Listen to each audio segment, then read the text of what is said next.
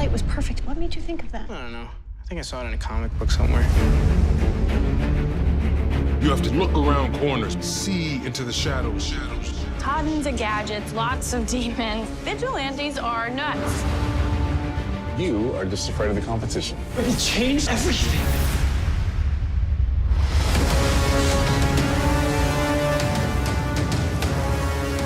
I thought masks were only big in that other city. You gonna tell me who you are?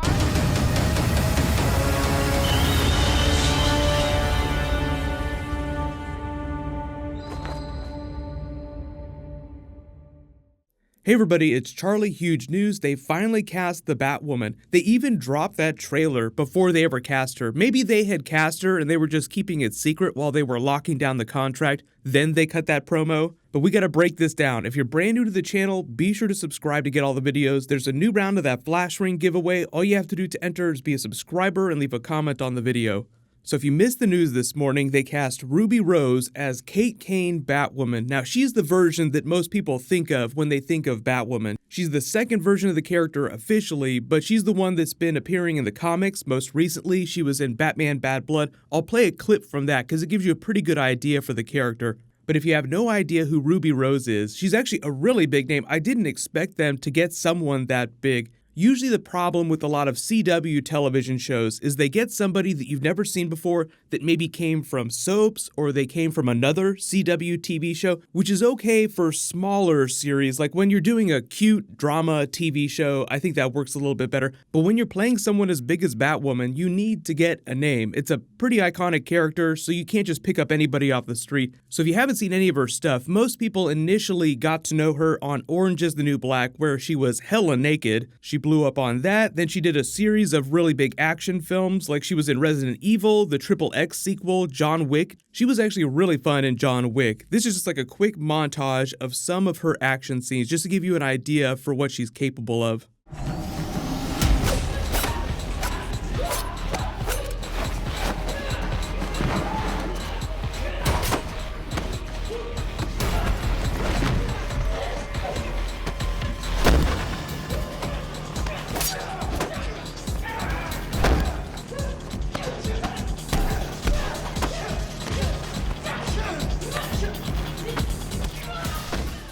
So you have an idea for why she made their list. They need an actress that can do all the action, all the Batwoman stuff where she's actually being a vigilante, but they also need someone that can do the drama stuff when she's walking around as Kate Kane during the day. So the other noticeable thing is that she's actually a pretty young actress, so I would say that in terms of age, she has parity with Oliver and Barry. Barry's a little bit younger than Oliver, but I would pin her somewhere around her mid to late 20s. Like she's probably been Batwoman for a couple years when this picks up, based on the way they describe the character. So this is probably after she's washed out of West Point, after she's had her years abroad while she was sort of training to become Batwoman. Then she comes back to Gotham as sort of this ne'er-do-well and this downward spiral as a society girl. She runs into Renee Montoya, who arrests her for driving under the influence, then eventually ends up fighting off some of her attackers before Batman shows up, and he sort of inspires her to become a vigilante too. So it wasn't a Robin situation where initially like Batman went out, found Dick Grayson, then he became Robin. Kate Kane did all this on her own. Her father, a colonel in the military, is the one that armors her up, so she has access to all this military tech, so that's where all of her toys come from. Like, it's a bit of a Gamby situation because Kate Kane works with her father to collect information using a lot of military intelligence. Early on in her career, she doesn't really work with Batman that much. If you've been reading any of the Rebirth comics, she did have a pretty big arc with the Batman family, training a bunch of vigilantes in Gotham.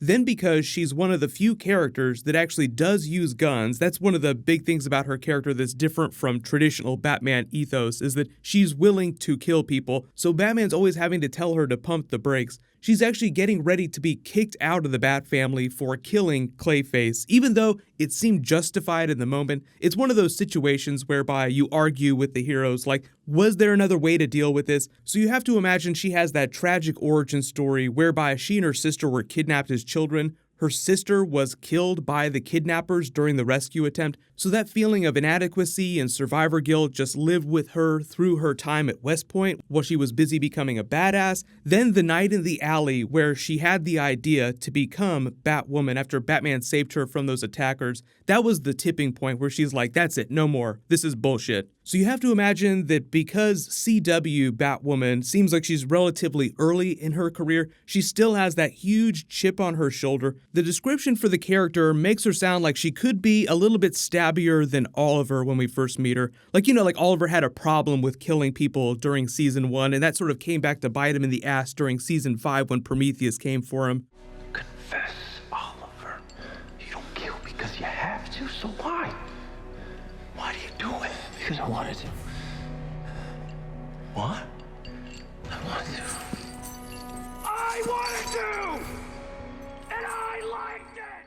The official logline for her character that they've released is, armed with a passion for social justice and a flair for speaking her mind, Kate Kane soars onto the streets of Gotham as Batwoman, an out lesbian and a highly trained street fighter primed to snuff out the failing city's criminal resurgence. But don't call her a hero yet. In a city desperate for a savior, Kate must overcome her own demons before embracing the call to be Gotham's symbol of hope. So it should be said, everybody asking about Batman, I did a Flash Arrow crossover video a couple of days ago because the CW did this big panel at the TCAs where they updated on the status of the Batwoman TV show and all the other TV shows. They confirmed that Batman does exist in this universe because of Oliver's name drop, so it's Earth 1 Batman that they were talking about, implying that the Gotham that her TV show will take place in is in Earth 1. But they said there's no plans to have Batman star in the episode. So they'll have some way of referencing him because if she's been Batwoman for a little while, then she's already run into Batman because he would know if someone was flying around the city wearing his symbol. He would pay them a visit to see what their intentions are. But I have a feeling that he's just leaving her to do her own thing as long as she doesn't cross the line too much. He doesn't mind other vigilantes as long as they adhere to his code of conduct, and that means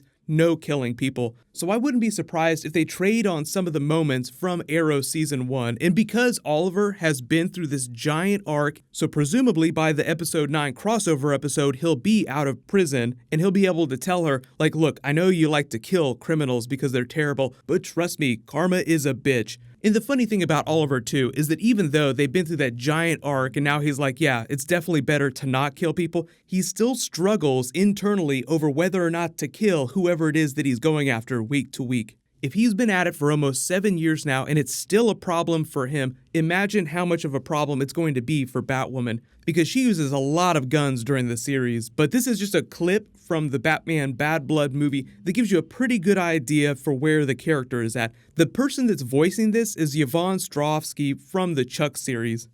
Investigative report on Batwoman. Her father is Colonel Jacob Kane, military intelligence.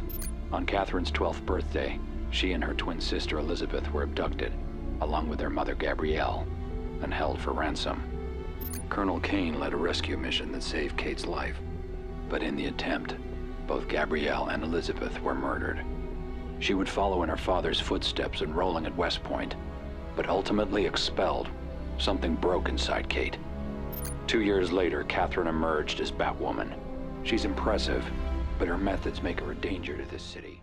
So post all your reactions in the comments below. There's a whole bunch of Avengers, a whole bunch of Deadpool stuff dropping. I'll try to get through all those videos as fast as possible. Leave your requests in the comments below. Click here to learn about all the details that they revealed about the Flash Season 5 at that big panel a couple days ago. And click here for brand new Deadpool 2 deleted scenes and banned jokes. Thank you so much for watching. Everybody stay awesome. I'll see you guys tonight.